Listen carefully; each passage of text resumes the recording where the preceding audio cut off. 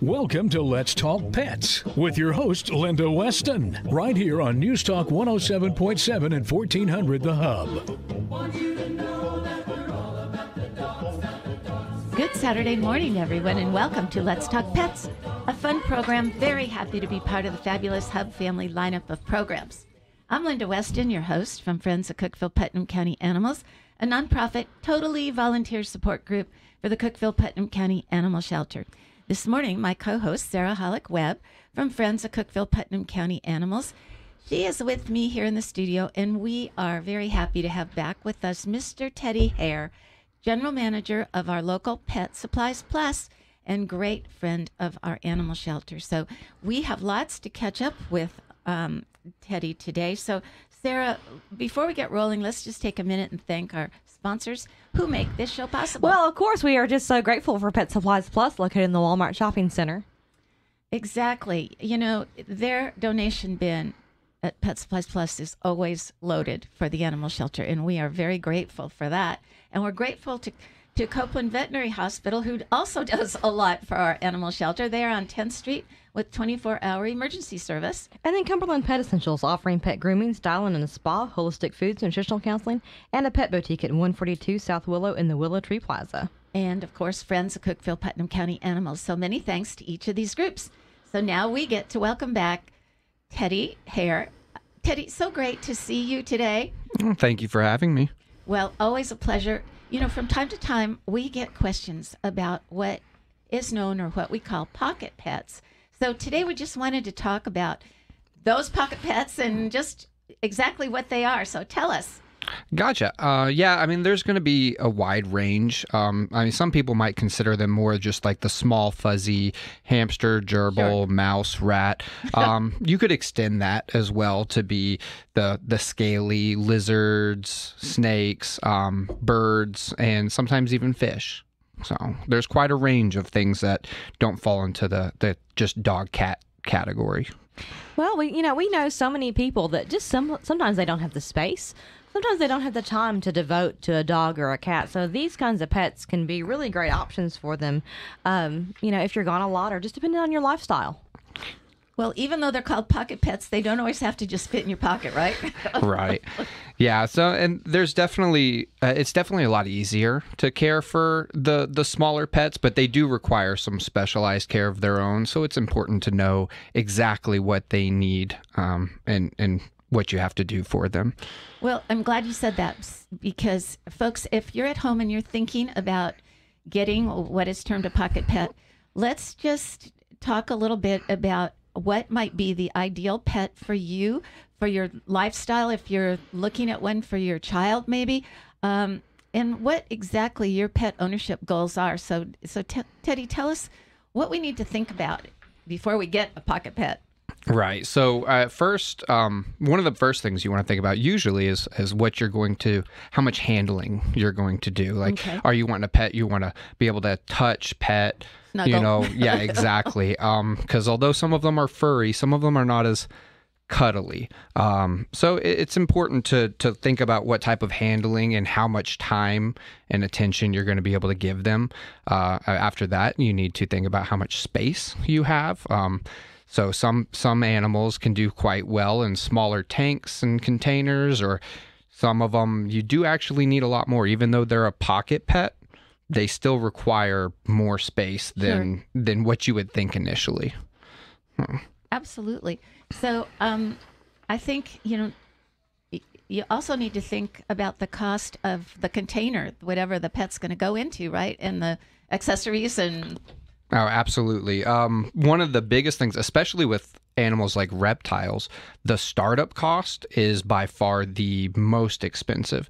You have to get the tank, a heating pad, heating lights. You have to have the substrate, the bedding, bowls and everything. But then once you have all that initial upfront cost, feeding like a snake, it's like a mouse a week. It's maybe $2 or something along those lines.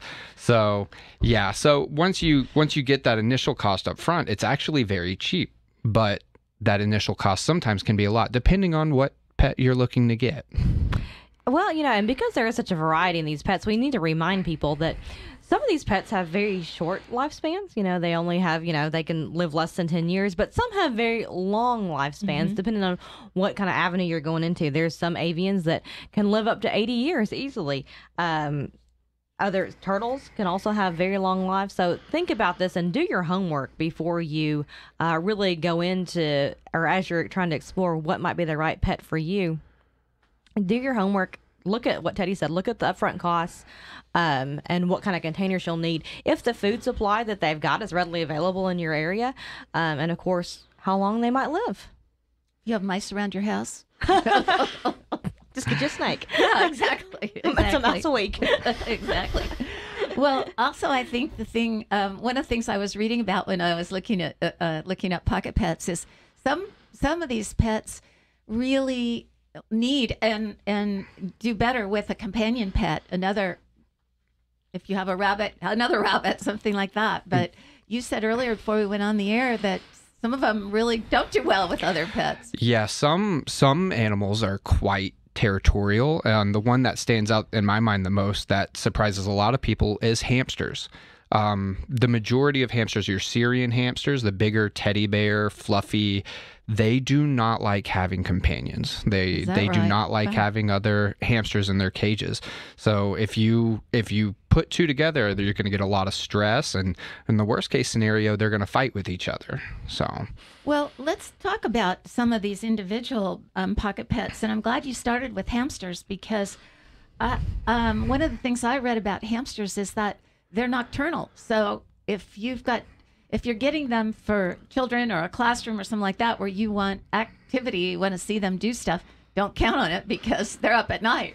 Yeah, that actually comes into play with a lot of pets. A lot of small animals. A lot of the furry small animals, they're all considered rodents for the most part. There's a couple that are not, like ferret's not. Ferret's closer to a cat than it is a hamster. It sleeps all day too, but kind of like a cat does more than a hamster. But yeah, they're all prey animals, so they're very skittish at first, and it takes some working with.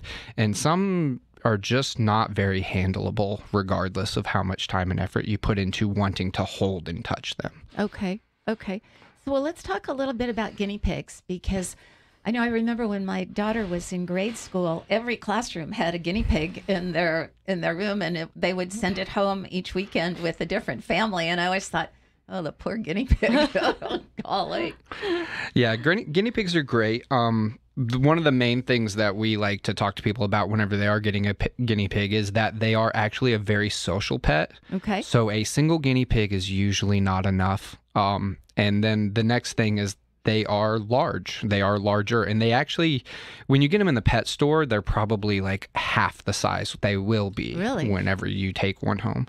So you need to have a decent amount of space, especially if you're going to have two. So those, the little startup cages that you usually get with all the necessities and everything, you usually want to upgrade that or have like a little play area, like a caged in area that you can let them run around in, because they get big and those cages are not too large. So they don't run on wheels and things like that like hamsters do? No, actually their back does not bend the same way hamsters do. So it's actually really bad for their back.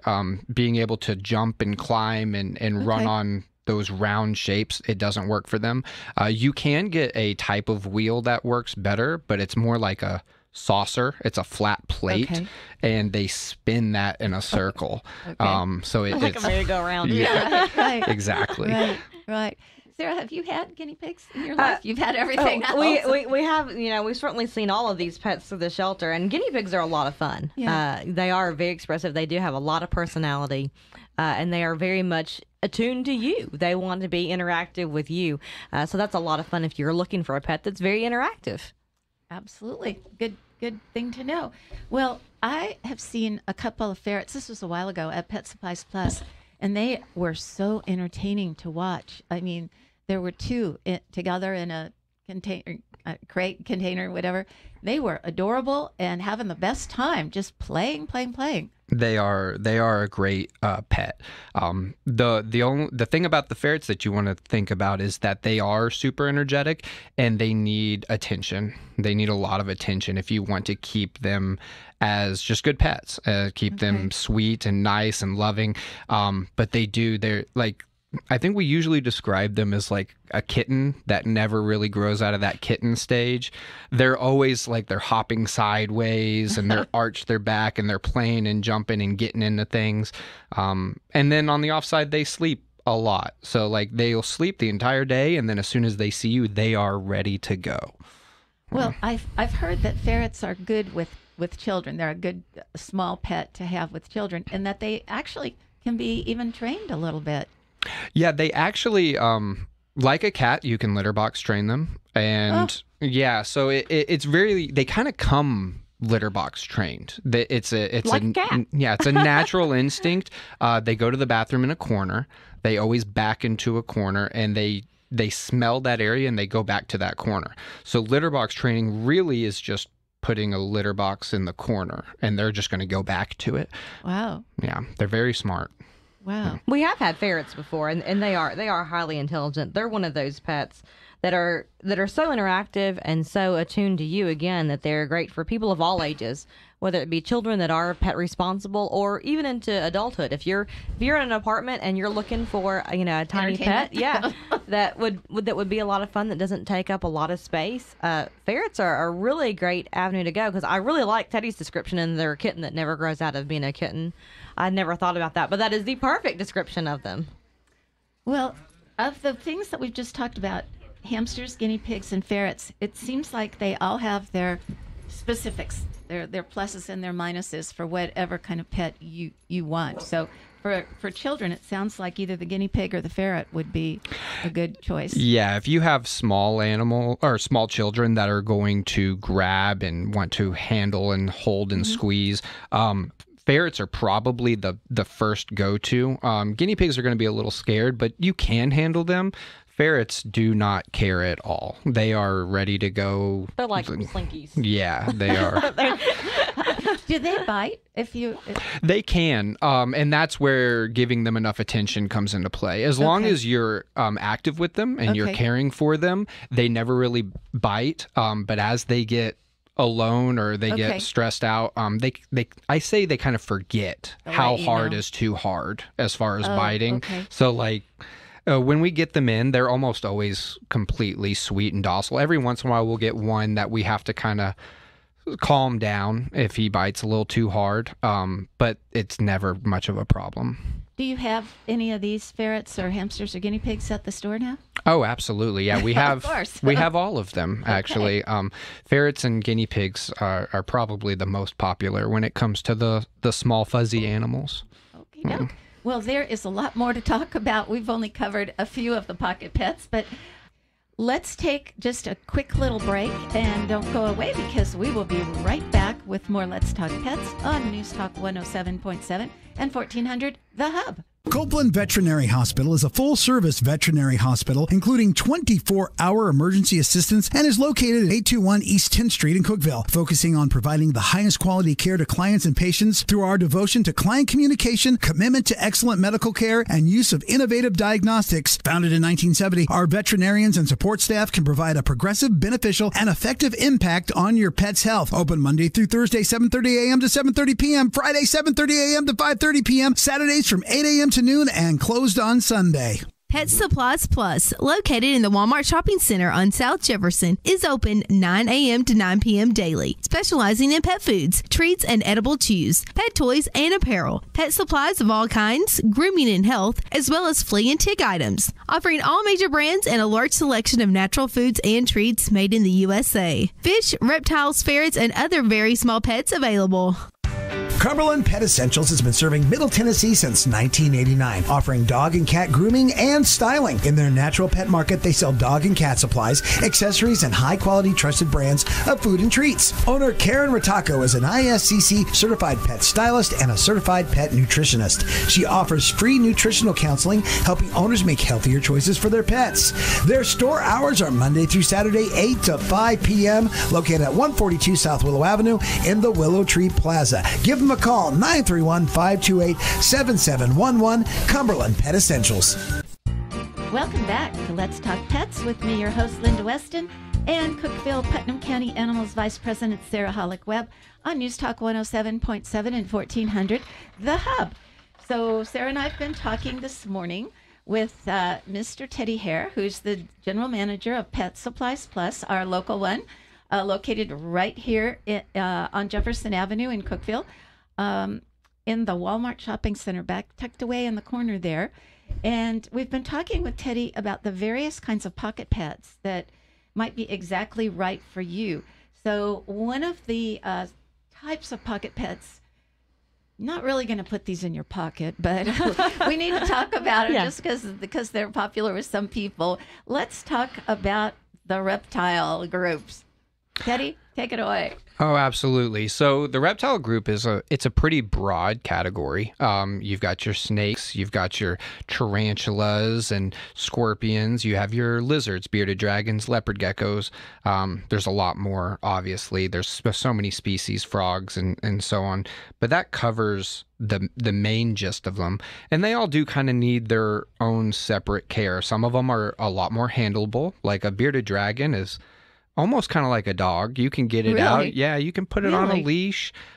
People walk them around. People bring them into the store. They'll put them on like their shoulder or chest area, and they just kind of hold on. Some snakes are pretty handleable. You can have them just wrap around your wrist or something, and they'll hold on and just kind of go for a trip with you. Some of them are a little quicker, a little less. Some snakes are a little wiry.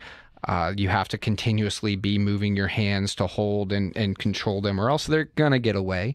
And then some not so handle. You don't really want to touch the scorpions typically. Tarantulas you can, but most people are too scared to, so they're more of a look at pet. But tarantulas they just kind of hang out on you as well if you're willing to get them out. Yeah, there you go. Yeah. If you're brave enough to. And I like what Teddy said in the first part of our show about some of the initial investment with some reptiles, and that this can kind of be pricey. You need to prepare yourself as you move forward if you're thinking about going this route, that there might be a lot of equipment that you need. Oh, yeah, absolutely. And every reptile has its own unique needs. So, for instance, like a reptile, like a lizard, like a bearded dragon, it often needs a special type of light bulb, which is called a UVB light, which replicates the sunlight. It allows them to break down calcium and to like form, vitamin D and everything so that their bones grow properly. Whereas a snake, like a ball python, doesn't need that bulb. And just that bulb alone can be $20 to $30 difference in your startup costs. So nighttime bulbs, daytime bulbs, having multiple lamps for those, heating mats under the tanks, and then just the size of the tank. A bearded dragon will get 18, 20 inches long, so you need a decent sized tank, whereas a tarantula, a little 5-gallon, it's not going to get very large. You can keep it in a smaller enclosure and it'll be perfectly happy. Now, what about frogs? Do you have frogs there too? Yeah, we have a couple frogs. We have aquatic frogs, and then we have and then we have regular, they're chubby frogs, tree frogs, and similar. The reptile, not the aquatic ones. They need sunlight just like the others. They need a lot of foliage and stuff to hide in. You need humidity gauges because you have to keep the humidity in the tank a lot higher than what we have just here in Tennessee. So you need to be constantly misting and spraying the tank, or else they can dry up, and that's not good for them. So yeah, there's a lot of different things that come into play, where some are desert animals, some are tropical rainforest animals, and you have to try to recreate that environment. Mm-hmm, yeah, absolutely. Wow. So there really is some major research. Yeah. Right. Well, let's circle back around to like something cute and fuzzy because I'm not so much a fan of reptiles. I don't like things that slither or don't have fur. So let's talk about rabbits for just a second. Oh, yeah, please. We've made it through Easter. You know, a lot of people go out and buy bunnies at Easter, which we really don't encourage unless you are really committed to having a rabbit as a pet. Because although these guys are cute, they're cuddly, they can make wonderful pets. They can also be very high maintenance, and some of them can also get pretty large as well. So, do you have any bunnies in the store? Or do you have any experience in this, Ted? So we do not carry rabbits anymore, and mainly, I think the main reason is the issues that you said, as far as like the maintenance and the care, and people just simply don't give them the amount of care that they need. So, as a pet company, pet industry, we kind of just stopped carrying them. They need a lot of space. My assistant manager has a pair, and she has a room in her house. That's just the bunny room. I've been there. She's got litter boxes set up because you can litter box train them. But she has 2 now, and she spent a good year to 2 years just trying to bond those 2 so that they wouldn't fight with each other. Oh my gosh. But yeah, so it takes a lot of effort, a lot of work. If you're going to have 2, if they're different gender, you need to fix one of them to make sure that you're not going to have that issue. More bunnies. And then even still, like whenever I went over, they wanted nothing to do with me. They were not happy I was there. If I got too close, they would stomp their feet and like hop away. Yeah. Yeah. So yeah, it takes a lot. It takes a lot of care, a lot of space, a lot of room. Well, that's one of the things that we want to caution people against is I think so many people buy them as children's pets. And these are not great children's pets. Exactly. They are adorable. They're furry. They're cute. They're best for a child. They're best in a stuffed animal form, not in the real life form.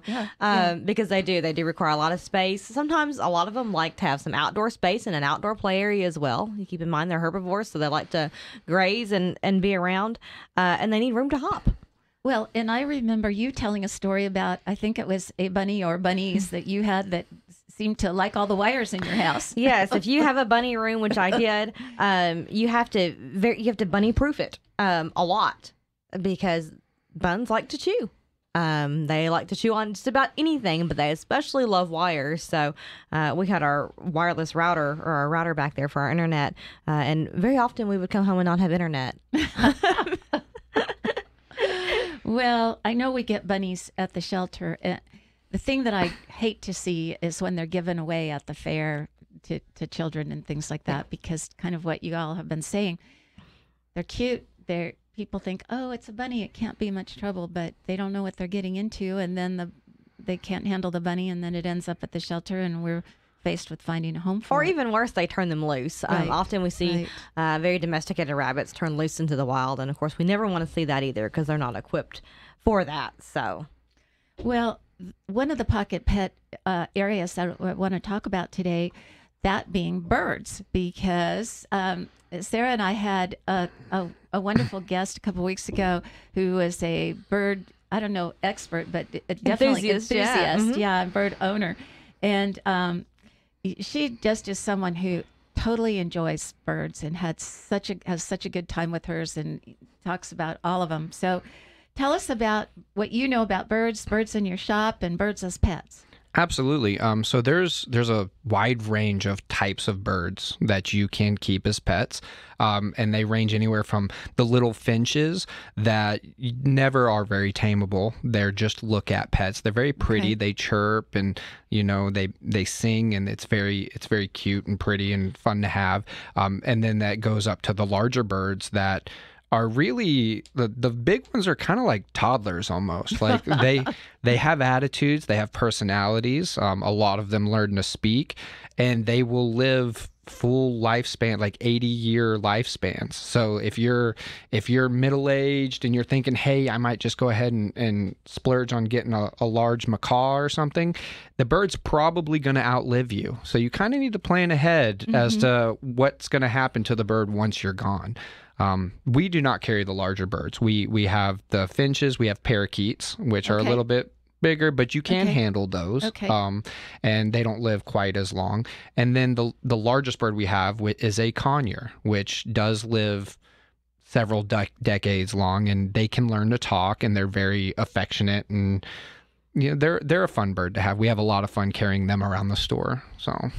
Oh, great. They don't just want to fly away off your shoulder. So initially, all the birds, we trim their wings. There's a certain layer of feathers on their wings that if you cut, it's kind of like cutting hair. They don't feel it, and it just limits their ability to really fly very far. They can still kind of fly, but they're going to get tired very fast. It's easy to keep up with them.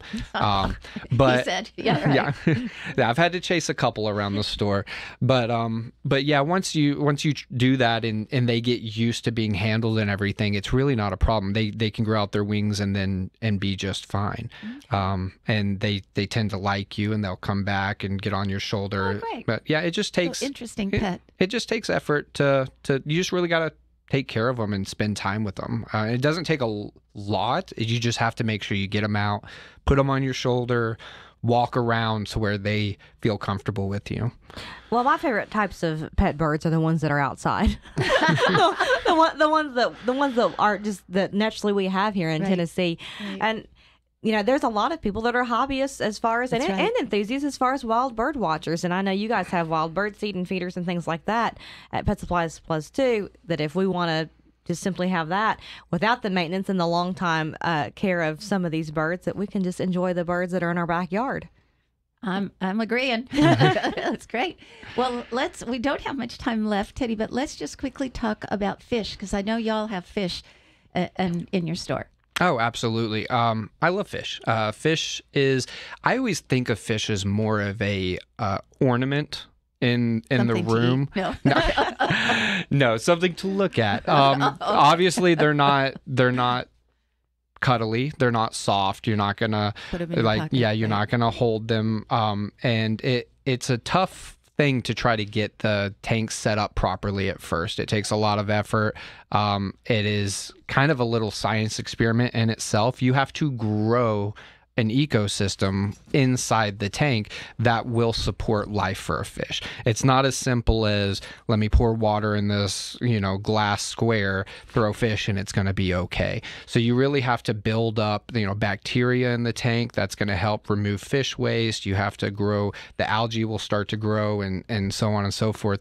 And maintaining those proper levels can be a little bit of a chore, but once you get it to the point where it's good and everything's running properly, then it's just a really pretty easy, fun thing to have. Well, the running theme through that we've talked about with all of these pets is there's no free ride. I mean, when you get a pet, it's a responsibility, and you need to really make sure that you know what it's going to take. And I love your store. I love your staff. I mean, you guys are so willing to help everybody that comes in there to find exactly the right pet and know what to do with them. So thank you for doing that. Folks, if you want to visit Teddy at Pet Supplies Plus, it's located in the Walmart Shopping Center off of Jefferson Avenue there. And they're open daily, which is really nice, from 9 to 9, except on Sundays it's 10 to 6. 10 to 6. So we are grateful to all that you do for the shelter. And folks, don't forget, we need kitten supplies. Sarah, you remember what those are? Oh, there's all kinds of stuff. So pretty much if you can think of it, we need it. So non-clumping cat litter, dry cat and kitten food, little puppy pads are always needed, blankets, things like that. Kitten formula is also very much needed at our shelter. So there are all kinds of things. We've got a whole list of things that are available on Facebook and on the Cookeville-Putnam County Animal website. Well, that will tell you some of the things that the shelter needs and these kitties need. I even picked up some baby food in the market because they need chicken and turkey stage 1. And you probably remember all this, Teddy, from your little girl. Yeah. They need stage 1 chicken and turkey or rice cereal. So that is our show for today. Folks, remember, if you happen to miss the airtime, which is 10 a.m. on Saturday mornings, you can always hear any of the shows that we've done in the recent past. We have a YouTube channel now, so you just go to www.youtube.com and then type in C/PC Animal Friends. So it stands for Cookeville Putnam County Animal Friends. And you can click on the different shows and hear them at your leisure. So that's our show for today. Thank you, Teddy, again for being here with us. You're always a fun guest. And folks, if you have any questions or comments, please do email them to us at putnamcountypets@gmail.com. In the meantime, we're wishing everyone a perfect weekend and hope you'll join us here next Saturday, 10 a.m. on News Talk 107.7 and 1400, The Hub. Friends of Cookeville Putnam County Animals is a 501c3 nonprofit, all-volunteer support group for the Cookeville Putnam County Animal Shelter. For more information, visit www.friendsofcpcanimals.org.